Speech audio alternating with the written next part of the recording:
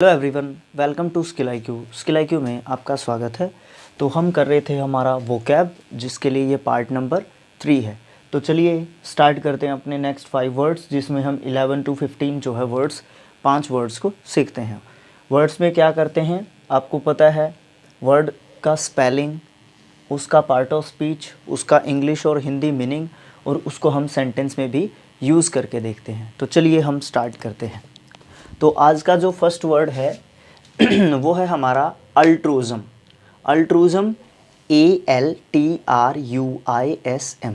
जिस वर्ड के पीछे हमारा I, S और M आता है वो जो है नाउन होता है, और वो जो है किस चीज़ को दिखाता है, किसी भी प्रोसेस को। हिंदी में अगर मैं इसकी बात करना चाहूँ तो वो किसी भी प्रक्रिया को बताता है, किसी भी प्रोसेस के बारे में बताता है। क्लियर है? तो अल्ट्रूइज्म जो है परोपकार की भावना, यानी कि परोपकार की जो प्रोसेस होती है, जो प्रकार होता है। Unselfish concern for the people's happiness और वेलफेयर, लोगों के लिए काम करना, यानी कि वही परोपकार की भावना, लोगों के बारे में सोचना, अल्ट्रूइज्म होता है।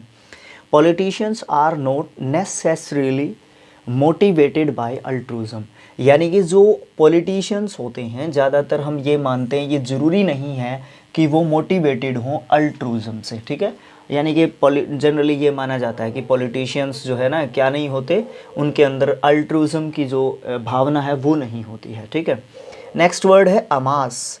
अमास्ड, अमास्ड इसका सेकेंड एंड थर्ड फॉर्म होता है। अमास AMASS वर्ब ये होता है, इसका मतलब ढेर लगाना, इकट्ठा करना, समेटना, ये सब जो है मतलब हम कह सकते हैं।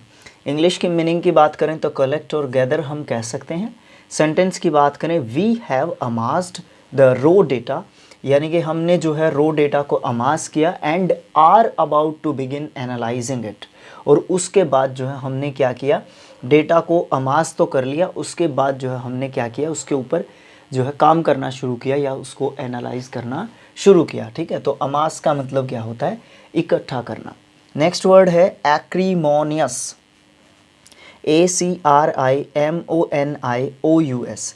देखो, OUS एंडिंग जो वर्ड होते हैं वो हमारे एडजेक्टिव्स होते हैं। क्लियर है? इसका मतलब कटु, कटुतापूर्ण, तीखा, प्रचंड, ये सब जो है मतलब हम हिंदी में कह सकते हैं।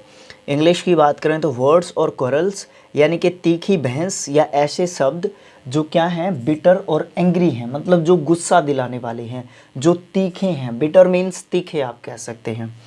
देयर आर एक्रीमोनियस आर्ग्यूमेंट्स, यहाँ पे एक्रीमोनियस आर्ग्यूमेंट्स थे बिटवीन द टू ब्रदर्स, दो भाइयों के बीच, causing loss of prestige, prestige होती है प्रतिष्ठा, सम्मान, prestige of to the family, उनकी जो फैमिली है उसके प्रेस्टीज के लिए, उसकी प्रतिष्ठा के लिए जो है ये खतरनाक, या फिर उनकी जो प्रतिष्ठा है, जो परिवार का प्रेस्टीज है, वो भी जो है उन्होंने दांव पर लगा दी। उन दोनों भाइयों के बीच में जो quarrel हुआ था, या उन दोनों के बीच में जो एक्रीमोनियस हुआ था, उन दोनों के बीच में जो तीखी बहस हुई थी, कटुतापूर्ण बहस हुई थी, वो जो है उनके परिवार के प्रेस्टीज के लिए जो है खतरनाक साबित हुई या होगी।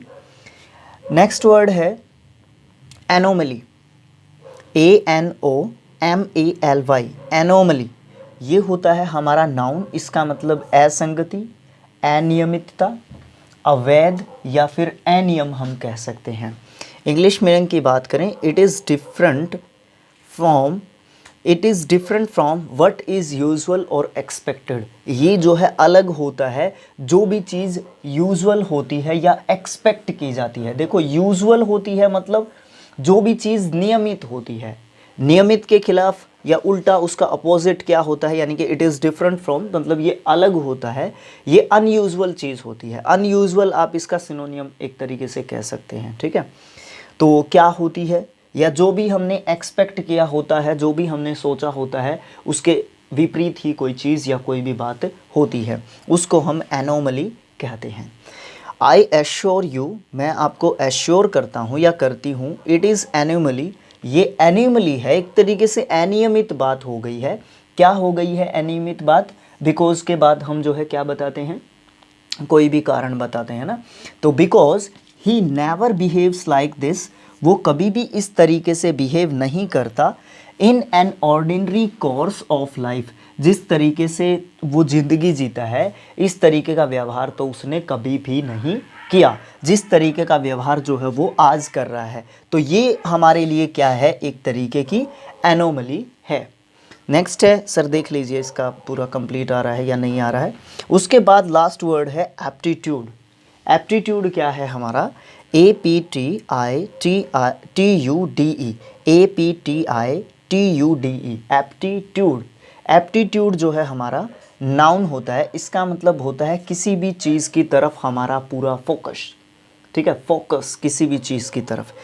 A particular kind of work और एक्टिविटी, एक स्पेशल टाइप की, एक पर्टिकुलर मीन्स स्पेशल टाइप की का कोई काम या स्पेशल टाइप की कोई गतिविधि या activity, is their ability to learn it, और एक ऐसी स्पेशल एबिलिटी जो किसी भी काम को करने की एक ललक पैदा करती है क्विकली, जल्दी से, and to do it well, और जब भी उस काम को सीख लिया जाता है, और जब उस काम को एक तरीके से सीख लिया जाता है, उस पर्टिकुलर एक्टिविटी या एबिलिटी या फिर आप ये कह सकते हैं वर्क को करने का जो स्टाइल होता है, करने का जो तरीका होता है, उस चीज़ को हम क्या कहते हैं, उस चीज़ को हम जो है एप्टीट्यूड कहते हैं।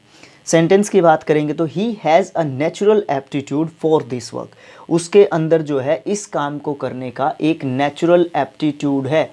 मतलब कोई भी व्यक्ति है, कोई भी बच्चा है, कोई भी पर्सन है, वो किसी काम को आसानी से कर लेता है। जैसे हमारे गांव में हमारे लिए फेमस है एक चीज़ कि यूट्यूब या सोशल मीडिया से रिलेटेड कोई भी काम है ना, तो इनसे पूछ लो, तो उस चीज़ के लिए हम एप्टीट्यूड हैं, उस चीज़ का हमें पता है कि किस तरीके से यूट्यूब का एक जो है एक टीचर के लिए एक नॉर्मल सा सेटअप किया जा सकता है, जिससे आप एक अच्छी थोड़ी सी शुरुआत कर सकते हैं। तो उस चीज़ के बारे में हम अपने गांव में इस तरीके की चीज़ें बता देते हैं। तो इस तरीके की चीज़ें जो है लोग पूछते रहते हैं ना, तो ये चीज़ जो है एप्टीट्यूड होती है। एक बार सभी वर्ड्स का रिवीजन कर लेते हैं। अल्ट्रूज़म परोपकार की भावना होती है। अमास वर्ब वर्ड होता है, ढेर लगाना या इकट्ठा करना, समेटना किसी भी चीज़ को। एक्रीमोनियस एक एडजेक्टिव होता है जिसका मतलब तीखा, प्रचंड, कटु। एक तरीके से आप इसमें थोड़ा सा झगड़े का पार्ट भी इंक्लूड कर सकते हैं। एनोमली नाउन वर्ड होता है, असंगति, अनियमितता, अनियम, अवैध, ये सब जो है मतलब हम कह सकते हैं। लास्ट वर्ड था एप्टीट्यूड, जो कि विशेष ज्ञान या विशेष रुझान या एक natural ability to do something और समवन, है ना, समवन तो नहीं कह सकते, टू डू समथिंग, है ना, किसी भी काम को करने की एक नेचुरल एबिलिटी। तो ये थे आज के 5 वर्ड्स, और नेक्स्ट पार्ट में मिलेंगे हम, नेक्स्ट जो 5 वर्ड्स होंगे उनके लिए। वीडियो अच्छा लगा हो तो ज़रूर से आप लाइक कर सकते हैं, है ना, और चैनल को सब्सक्राइब आपने करना ही करना है। तो thanks for watching, thank you so much.